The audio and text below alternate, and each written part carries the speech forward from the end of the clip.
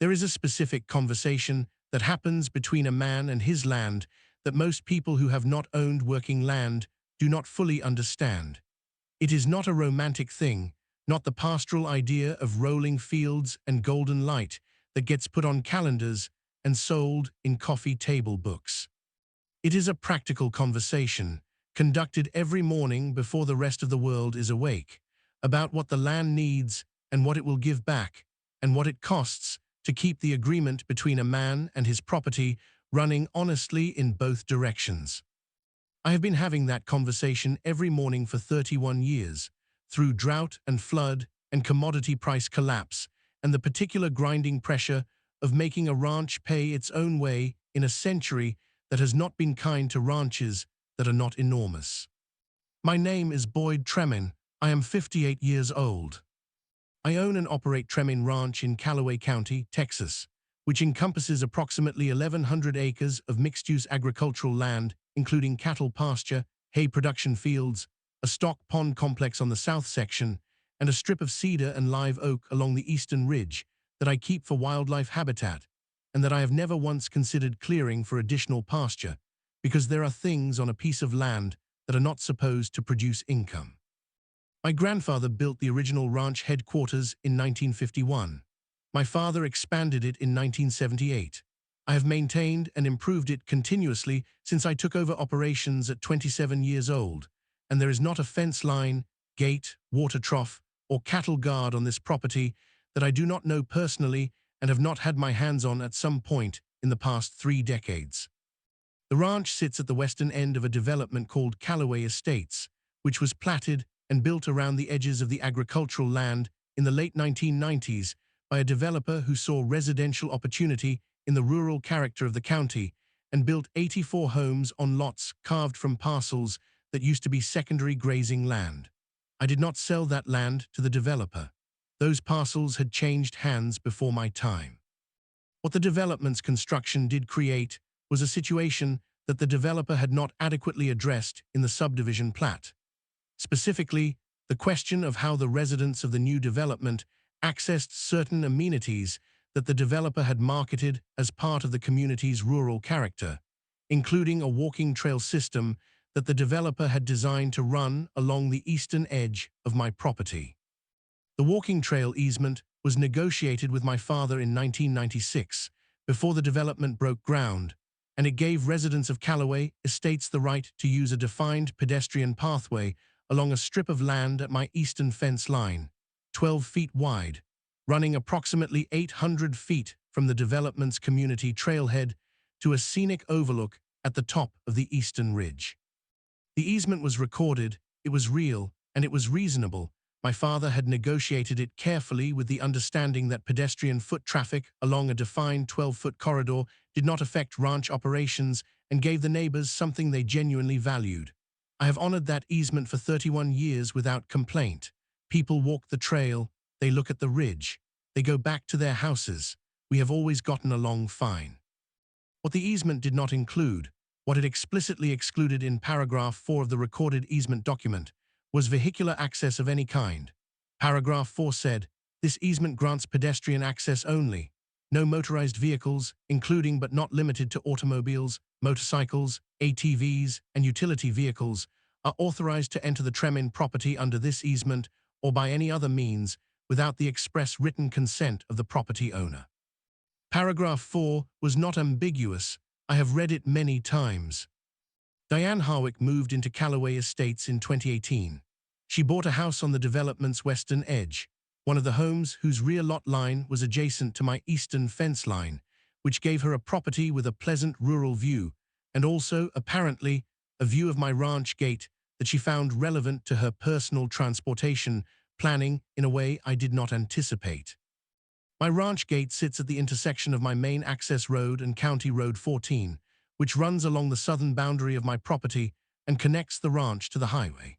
The gate is a working ranch gate, a heavy-duty tube steel swing gate, 16 feet wide, hung on 10-inch pipe posts set 4 feet in concrete, with a chain and pin closure that I use when livestock are in the adjacent pasture and leave open when I am running equipment and vehicles in and out through the workday.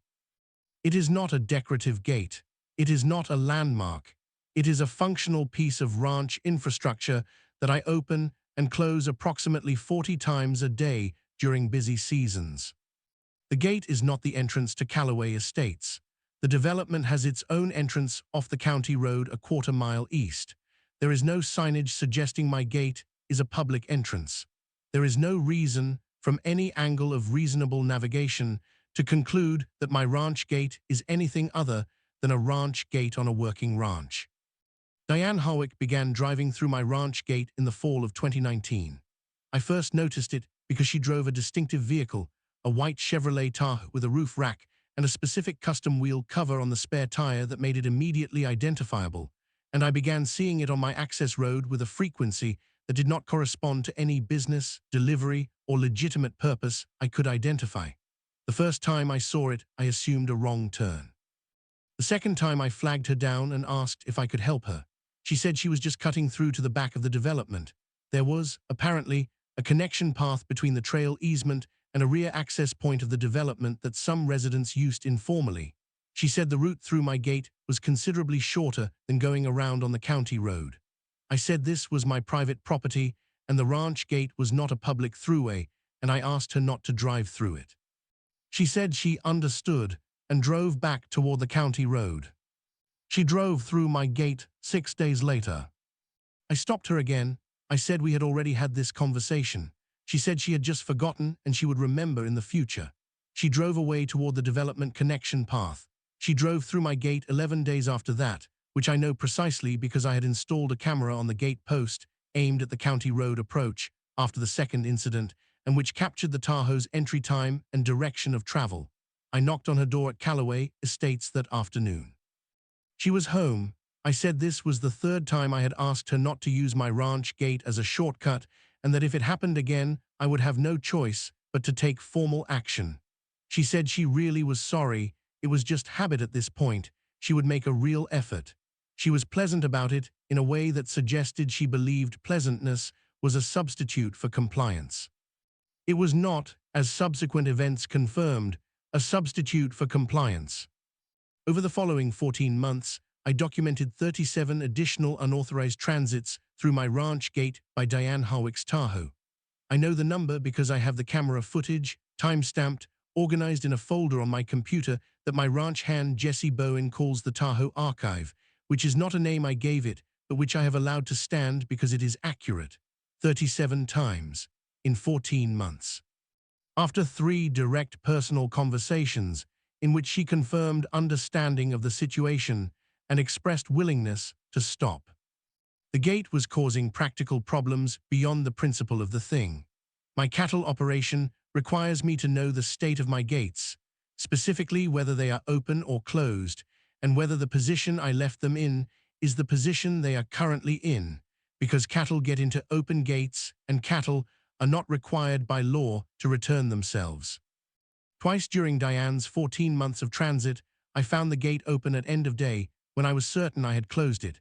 Closed gates do not open themselves, but someone who drives through a closed gate and considers themselves on a schedule might choose to leave it open rather than get back out to close it, which is a choice that has consequences in a cattle operation that the person making the choice does not personally experience and therefore does not account for. I do not know for certain that Diane left the gate open on those 2 occasions. I know I documented her driving through the gate within 3 hours of both incidents. I consulted an attorney named Howard Briggs who practiced in Callaway County and who had handled my family's agricultural legal matters for 20 years. Howard said the situation was clear. Diane Harwick was trespassing on my property with a vehicle repeatedly after multiple direct requests to stop, and the camera documentation made the case straightforward. He said I had 3 options: a cease and desist letter, a civil trespass claim in county court, or a physical solution on my own property that made the unauthorized transit impossible. He said all 3 were available and that the third option was often the most durable, because a letter can be ignored and a court case takes time, but a wall does not require anyone's cooperation. He said the word wall, and I started thinking. I want to be clear about what I planned and why I planned it the way I did, because this is a working ranch and the decisions I make about infrastructure are not casual. I could not simply close my gate permanently. I use that gate many times daily, and my ranch operations depend on the access. What I needed was something that blocked Diane's specific transit pattern, which used the gate as a pass-through from the county road to the development's informal back connection, without affecting my own ability to use the gate normally. I needed something that sat inside my property, past the gate, that terminated the utility of my gate as a shortcut without blocking my own access to my road. I thought about this for a week. I looked at the topography of the approach inside the gate, a flat area approximately 60 feet wide between the gate and the point where my access road curved left toward the ranch headquarters. There was an old stock fence line on the right side that I had been meaning to rebuild anyway. The left side was open pasture.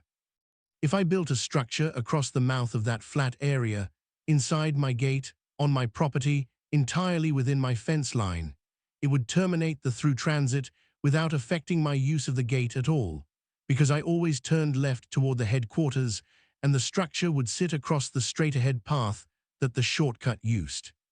I had the material, I had the equipment. I had, at that point, 37 documented incidents and a level of patience with this situation that had been fully and completely exhausted. Howard Briggs sent the cease and desist letter the same week I started planning the wall. The letter was thorough. It documented the 37 incidents by date, referenced the camera footage, cited the relevant Texas trespass statutes, and demanded that Diane Harwick cease and desist from entering my property by vehicle via the ranch gate or any other point along my fence line immediately, and acknowledge in writing within 10 days that she understood and would comply. Howard sent it certified mail and emailed a copy to Diane's address of record. Diane called Howard's office 3 days after the letter was delivered. She spoke to his assistant and said she would like to discuss the situation. Howard called her back that afternoon. She told Howard that she had not realized the extent of her use of the gate, that she was sorry for any inconvenience, and that she would of course stop immediately. Howard relayed this to me and said, "Boyd, she says she'll stop." I said I had heard that before. He said, "I know, which is why you're also building the wall." I said, "Correct." My ranch hand Jesse and I started on a Thursday morning. Jesse is 39 years old, has worked for me for 11 years, grew up on a ranch himself, and has the general attitude toward unnecessary foolishness that men who grow up doing real work tend to develop, which is that foolishness does not improve on acquaintance, and the most efficient response to it is to remove it from the environment. He approved of the wall project with the brief nod that is his primary register of approval, and got the equipment out without further comment. The structure I built was not technically a wall in the architectural sense. It was a rammed earth and timber berm, a raised earthwork with timber facing on the approach side, approximately 8 feet tall in the center, tapering to 4 feet at the ends where it met the existing fence line on the right, and a heavy post anchor on the left. The berm was 12 feet wide at the base and occupied the full width of the flat approach area between the gate and the pasture. I used soil from a drainage project I had been running on the north section, caliche-heavy Texas clay that compacts into essentially concrete when properly tamped, which I compacted in 8-inch lifts using the skid steer with a compaction wheel attachment. The timber facing was railroad tie lumber, which I had on the property from a fence project, stacked and pinned with rebar through the stack into the compacted earth behind it. It took us 2.5 days to build. It was solid. It was not pretty in the way that decorative structures are pretty, but it was not meant to be decorative. It was meant to be present, and it was present in the particular way that 8 feet of compacted caliche clay and stacked railroad ties is present, completely, without apology, and with no visible interest in anyone's opinion about it. I photographed the completed berm from 6 angles. I sent the photographs to Howard Briggs with a note saying the physical solution was in place. Howard wrote back saying, "Boyd, that should do it." Diane Harwick drove through my gate the following Saturday morning. I know this because the gate camera caught her entry. The Tahoe came through the open gate. I had been running equipment that morning and had left it open, and proceeded forward on the flat approach area and encountered the berm at a distance of approximately 40 feet from the gate. I have the camera footage of this moment. The Tahoe slowed, stopped, sat for approximately 90 seconds, and then backed out through the gate and turned east on the county road. I watched that footage 3 times. On the third viewing, I noticed that the Tahoe sat in front of the berm for 90 seconds rather than immediately reversing, which suggested a period of assessment of the berm, of the options available, of the updated geometry of a situation that had previously been convenient. 90 seconds of assessment followed by a departure in the correct direction. That was, I thought, a reasonable outcome. She drove through the gate one more time 2 weeks later. The camera caught it. Same entry, same forward progress, same encounter with the berm, same 90-second pause, same reverse exit. That was the last time. I checked the Tahoe archive folder every week for the following 2 months. No new entries. The Tahoe had apparently concluded its relationship with my ranch gate. But what happened next was something I had not anticipated, and which turned out to require a different kind of response than the berm. Diane Harwick filed a complaint with the Callaway Estates HOA alleging that my berm constituted an obstruction of the trail easement and was interfering with residents' access to the scenic overlook. The complaint was filed 3 weeks after her second encounter with the berm. The HOA forwarded the complaint to me through their management company, a firm called Lone Star Community Services, with a letter asking me to respond within 30 days. I read the complaint carefully. The trail easement ran along my eastern fence line. The berm sat inside my gate on my western access road, which was approximately 900 feet west of the trail easement corridor. The two things were not geographically related in any way that I could identify. There was no trail access through my ranch gate. The berm did not obstruct anything related to the pedestrian easement. The complaint appeared to be based on the theory that blocking Diane's vehicle shortcut was equivalent to blocking residents' easement rights, which was not a theory with any basis in geography, property law, or the recorded easement document. I sent the complaint to Howard. He read it and called me. He said, "Boyd, this complaint is based on a complete mischaracterization of the easement's scope and location. The berm has nothing to do with the trail easement. I will write to the HOA and clarify." I said, "Please do." He said, "This is either a misunderstanding or an attempt to use the HOA as pressure to remove the berm. Either way, the answer is the same." He wrote to Lone Star Community Services within the week, enclosing a copy of the recorded easement document with paragraph 4 highlighted and a diagram showing the geographic relationship between the trail easement corridor and the berm location. The letter was 3 pages. The relevant legal analysis was 2 sentences. The easement conferred pedestrian access along a defined corridor on the eastern property line. The berm was located on the western access road. The two were entirely unrelated. Lone Star Community Services acknowledged Howard's letter and said the matter would be reviewed by the HOA board at its next meeting. I attended that meeting. HOA Karen kept driving through my ranch gate, so I built a massive wall she couldn't get past. The HOA board of Callaway Estates met on the second Tuesday of every month in a meeting room at the development's clubhouse, a low brick building adjacent to the community pool that served as the administrative center for the neighborhood's organized activities. I had attended 2 previous meetings in my 31 years of neighboring this development, once regarding a drainage dispute that had been resolved amicably, and once to discuss a fence line question that had also been resolved without incident. The board had always been reasonable in my experience, which is why I walked into that meeting with the expectation that Howard's letter would be sufficient to close the matter, and that the board would simply confirm its understanding of the easement's scope and move on. The board president was a man named Carl Whittaker, who had been in the position for 2 years and who ran meetings with the quiet efficiency of someone who had done it long enough to not be impressed by parliamentary drama. He had Howard's letter in front of him when I arrived. The other board members, 4 of them, including a woman named Patricia Howe, who I would come to understand was sympathetic to Diane Harwick's complaint for reasons that had nothing to do with the merits. Each had a copy as well. Carl opened the agenda item by summarizing the situation. He said the board had received a complaint from a resident alleging that a structure on an adjacent property was interfering with the community's trail easement access, and that the adjacent property owner, me, had responded through counsel with a position that the structure was geographically unrelated to the easement, and that the easement's scope did not include vehicular access in any case. He asked if I wanted to add anything before the board discussed. I said I thought Howard's letter was complete, but I was happy to answer questions. He asked if the berm I had built was on my property. I said yes, inside my gate on my access road, 900 feet from the trail corridor. He asked if it affected the pedestrian pathway in any way. I said it did not. The pedestrian pathway had its own access through the development's trailhead and had nothing to do with my gate. Patricia Howe said, "Mr. Tremaine, is it true that some residents have been using the path through your gate to access the trail?" I said some residents had been using my gate without authorization as a vehicular shortcut, which was different from accessing the trail. The trail had its own access, and that the shortcut had been documented over 37 incidents spanning 14 months and had continued after 3 direct requests to stop and a cease and desist letter. She said, "But the berm now prevents anyone from using that route."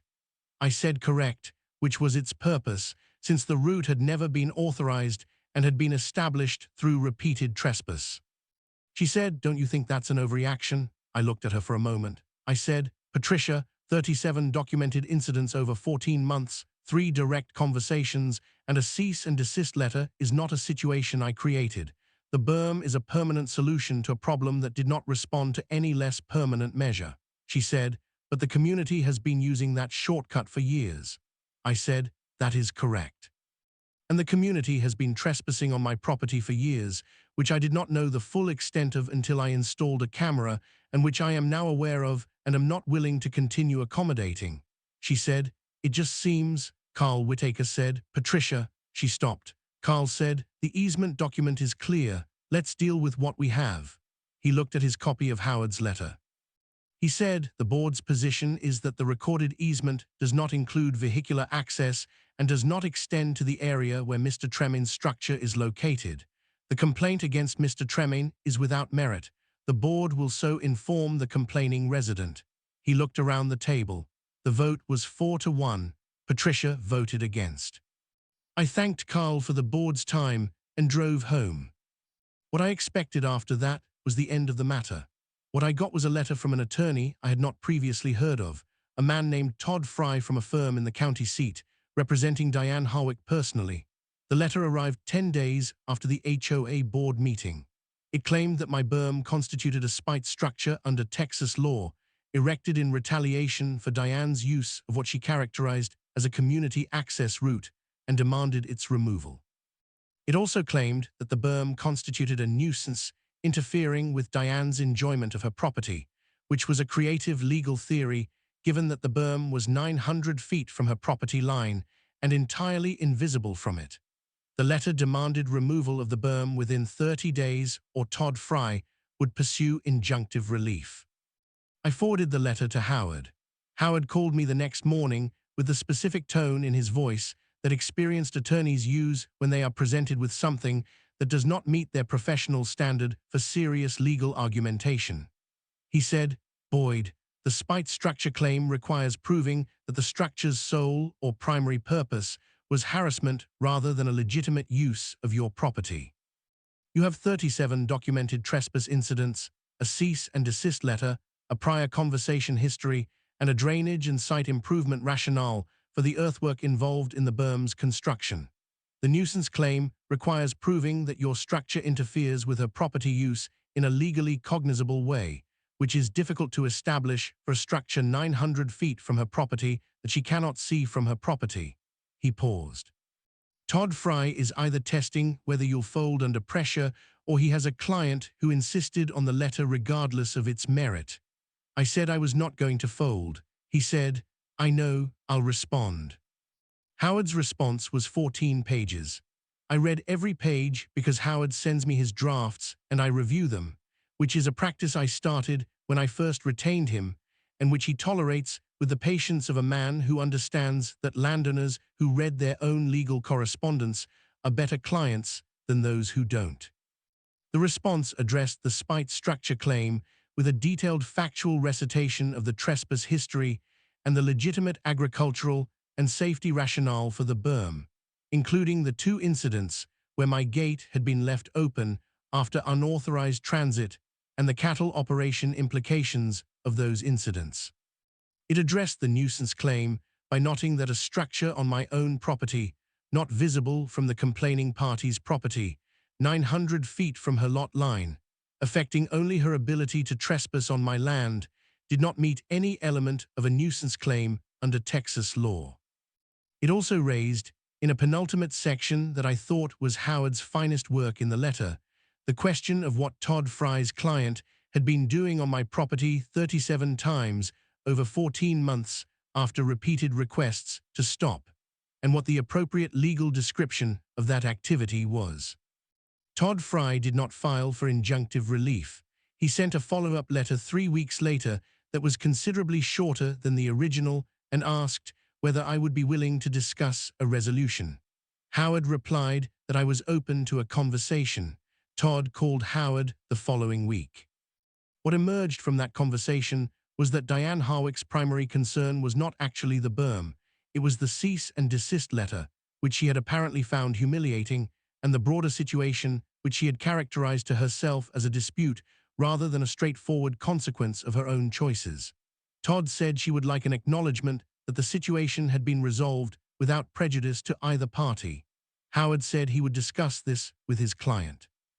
I told Howard I would agree to a joint statement from both parties' attorneys confirming that the easement had been reviewed, the easement scope had been clarified as pedestrian only, and that both parties understood the easement's terms and intended to abide by them.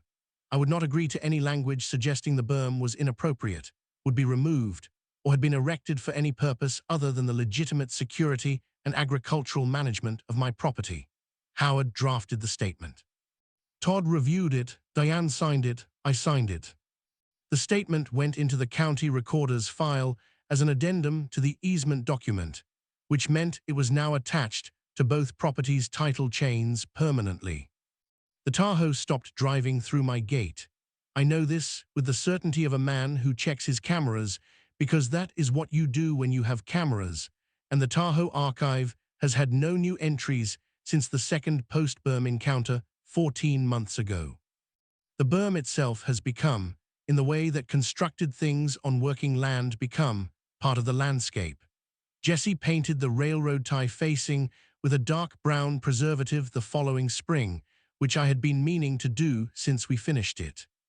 I planted a row of native Texas mountain laurel along the base on the interior side, the side facing my access road, because mountain laurel grows dense and holds its shape and has flowers in March that smell like grape soda, which is a fact about Texas that I find genuinely pleasing. The laurel is established now, 18 months in, and has filled in enough to soften the structure's profile from the access road without reducing its effectiveness from the approach side at all. Trail easement functions as it always has. People from Callaway Estates walk the trail. They access it from the development's trailhead, as the easement specifies.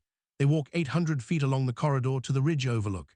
They look at the view 3 counties of Texas Hill Country on a clear day, the way the light breaks across the cedar draws in the late afternoon, the stock ponds catching the sky, and they walk back. I have never interfered with any of this and have no intention of doing so. My father made an agreement with the development's original planners, and I honor that agreement because it was a reasonable agreement fairly made, and because being a good neighbor to people who are good neighbors costs nothing. Diane Harwick sold her house in Callaway Estates 14 months after the joint statement was signed. I heard this from Jesse, who heard it from his wife, who knows the real estate activity in the county, the way people who have always lived somewhere know these things. The house sold to a family with 3 children and a cattle dog, who occasionally appears at the fence line looking at my cattle with the professional assessment of a dog who has been bred for a purpose and wants to discuss it. The family has never driven through my gate.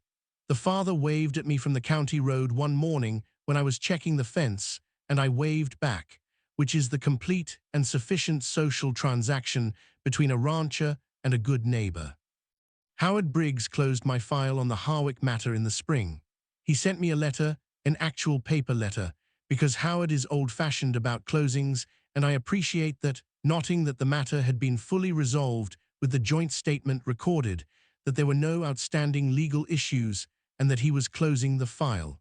The letter was 1 page. The last paragraph said, "Boyd, in 30 years of representing agricultural landowners in this county, I have found that the most durable solutions to boundary and access disputes are physical ones. The advice I gave you to build something was the correct advice, and you built it well. I have kept that letter in the ranch office, in the drawer where I keep the things worth keeping. The berm sits inside my gate where I put it. The mountain laurel is coming in well. The gate still opens and closes 40 times a day during busy seasons. My cattle are where they are supposed to be. My access road goes where it is supposed to go. The land gives back what I put into it, the way it always has, which is not a romantic statement, but a factual one. And the agreement between me and this land continues in both directions, morning after morning, the way it has for 31 years, and the way I intend for it to continue for however many years remain to me to continue it." Jesse asked me once, about 6 months after we built the berm, whether I thought we had handled the situation the right way. He was not questioning the decision. Jesse is not a man who asks questions to question things. He asks them to understand them. I said I thought we had handled it the only way that was going to work, which was to make the problem physically impossible to continue rather than persuasively or legally unattractive. He said some people will just keep doing things until they can't. I said that was correct. He said, "The berm made her can't." I said that was exactly right. He nodded and went back to the fence he had been working on. It is a good berm. I built it on a working ranch to solve a working problem, and it has solved the problem continuously and without requiring any additional attention from me since the day we finished it, which is the best thing you can say about any piece of ranch infrastructure. It will be there when I am not, holding the line where the line is supposed to be, which is the job I gave it, and which, to the best of my observation, it has never once failed to do. Thumbnail text, **. She used my gate 37 times. The wall said no more.